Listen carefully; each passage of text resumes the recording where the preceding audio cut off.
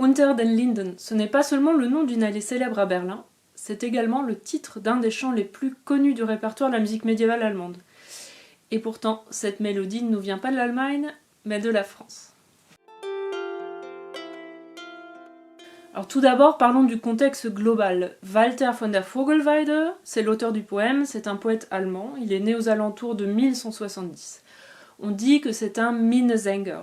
C'est en sorte l'équivalent de nos trouvères et de nos troubadours français, sauf que cet art connaît déjà son apogée en France du temps de Walther, alors qu'il en est encore à ses débuts en Allemagne.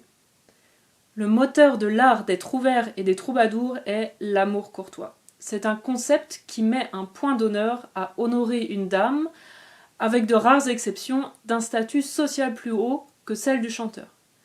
Cet amour impossible a un goût doux amer qui rend les choses piquantes, voire sensuelles, ce qui n'est pas du tout inimaginable dans la poésie de l'époque, au contraire de ce qu'on pourrait croire. Au XIIIe siècle, en France, cet amour pour une dame se transforme petit à petit en quelque chose de plus élevé, pour se tourner vers la Vierge Marie. En Allemagne, on honore encore la noble dame, mais Walther von der Vogelweide va casser les codes en faisant descendre la dame de son piédestal et inscrire cet amour dans un contexte réel. Il faut savoir que les mariages d'amour étaient assez rares à l'époque, et donc ces histoires piquantes d'amours impossibles étaient particulièrement appréciées.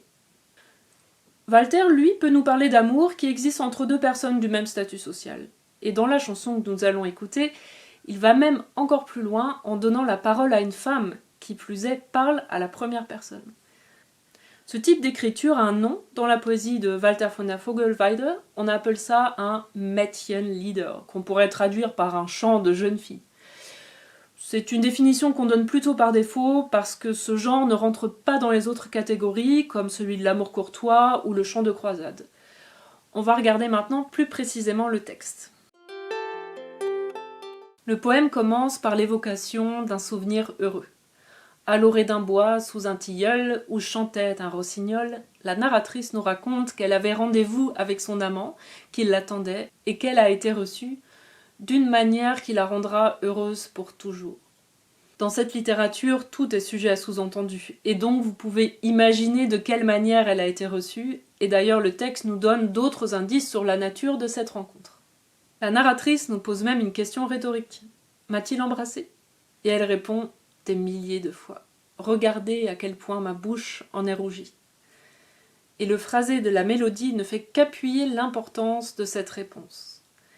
Seht wie rot mir ist der Mund. Le mot rouge, rot, se retrouvant au centre de la phrase. En imagerie médiévale, le rouge a une symbolique très forte, mettant en avant ici évidemment le caractère sensuel du texte, voire même un côté transgressif.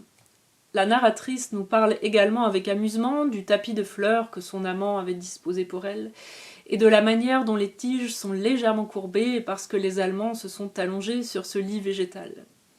Elle nous dit avec malice que si un voyageur en venait à passer par là, il se réjouirait probablement intérieurement en imaginant ce qui a bien pu se passer sur ce tapis de fleurs. Dans la dernière strophe, la narratrice nous dit, avec un mélange de pudeur et de malice, voire même pour moi de fausse culpabilité, « Si quelqu'un savait ce qui s'est passé entre mon amant et moi, mon Dieu, j'en aurais honte. » Heureusement, cela ne restera qu'entre nous et un petit oiseau qui, évidemment, tiendra sa langue. Alors maintenant, venons-en à la musique. Déjà, le plus important, c'est de préciser que la mélodie que vous entendez n'a jamais été retrouvée avec ce texte. C'est une mélodie qui a été retrouvée dans un manuscrit du XIIIe siècle en France, avec un texte d'un trouvère anonyme, et cette chanson s'appelle « En mai aux 12 stances nouvelles ». Et là, vous vous demandez, alors comment la mélodie française et le texte allemand ont pu se retrouver ensemble ? Il faut préciser qu'à cette époque, il est possible de reprendre une mélodie qui a déjà été composée parce qu'on n'a pas encore les mêmes conceptions de droit d'auteur, et c'est parfois même un honneur de voir sa mélodie reprise. Et donc, on va retrouver ce qui s'appelle des contrafactures, c'est-à-dire une œuvre vocale qui reprend de manière complètement identique ou très similaire la mélodie d'un morceau, à laquelle on va par contre apporter un nouveau texte. Il existe de nombreux exemples et de nombreux échanges entre la France et l'Allemagne. Et donc pour revenir à notre morceau, il faut quand même préciser que malgré le fait que l'on ait retrouvé le texte de Walter Vogelweide sans la musique, ce poème est souvent défini comme étant une contrafacture. Déjà, la métrique des deux morceaux est en effet identique, mais cela pourrait être le cas pour d'autres poèmes. En revanche, on va retrouver quelques éléments similaires, comme l'évocation d'un rossignol, mais là aussi c'est un symbole très fort en musique médiévale. Et puis aussi cette petite phrase qui est censée imiter le chant de l'oiseau dans le texte français. Et en allemand, on a ce Tanderadai, qui par contre, comme vous pouvez l'entendre, n'est pas placé dans la mélodie au même endroit. Donc il faut bien garder en tête que même si dans l'idée on aimerait beaucoup connaître la mélodie sur laquelle a été composé ce poème, ce ne sont que des projections et des suppositions. Il y a quelques versions qui sont tenues comme des versions de référence. Je vous mets un petit extrait. Et ce qui arriva la plupart du temps dans la scène de la musique médiévale arriva avec ce morceau, c'est-à-dire que l'air entraînant séduisit plus d'un musicien et cette interprétation fut reproduite de bouche à oreille, ou plutôt de CD à oreille, et puis de musicien en musicien avec le sceau « musique médiévale » à poser dessus. Alors je trouve cette interprétation vraiment très jolie, c'est un des premiers morceaux que moi-même j'ai entendu de musique médiévale. Par contre, il y a selon moi un petit problème, c'est-à-dire que les accords employés découlent d'une pensée plutôt propre à notre temps d'aujourd'hui. Vous pouvez entendre ce caractère mélancolique, un peu triste. Et c'est obtenu d'une manière en pensant que la première note du morceau fait partie d'un accord mineur. Seulement, cet accord n'a absolument pas sa place en musique médiévale. Un petit exemple. Voici la première note du morceau.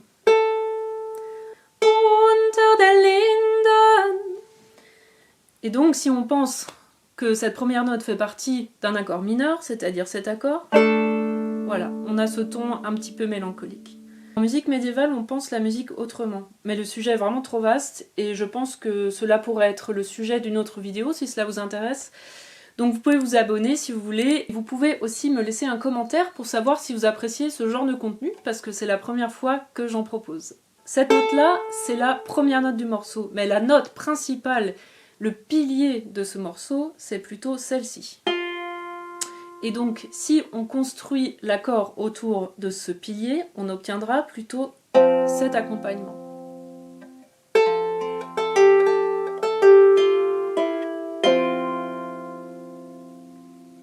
Pour moi, cette interprétation correspond plus au caractère du texte.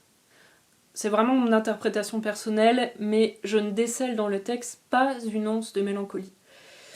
Pour moi, il n'est jamais vraiment évoqué que la narratrice regrette ce qui s'est passé. Il n'est nul dit qu'elle ne reverra plus jamais son amant, ou même que cet amour est impossible, parce qu'il serait socialement dans l'incapacité de se côtoyer. On ne retrouve pas cette douleur propre au chant de l'amour courtois. S'il est vrai que le côté transgressif de leur relation est évoqué, j'en retiens tout de même le souvenir heureux comme caractère principal de l'œuvre. Et qui sait si l'auteur ne nous parle pas d'une expérience personnelle. Je vous mets en barre d'infos plusieurs versions écoutées, dont la mienne, donc n'hésitez pas à les comparer puis à me dire ce que vous en pensez. Et je vous dis à très bientôt peut-être pour une prochaine vidéo.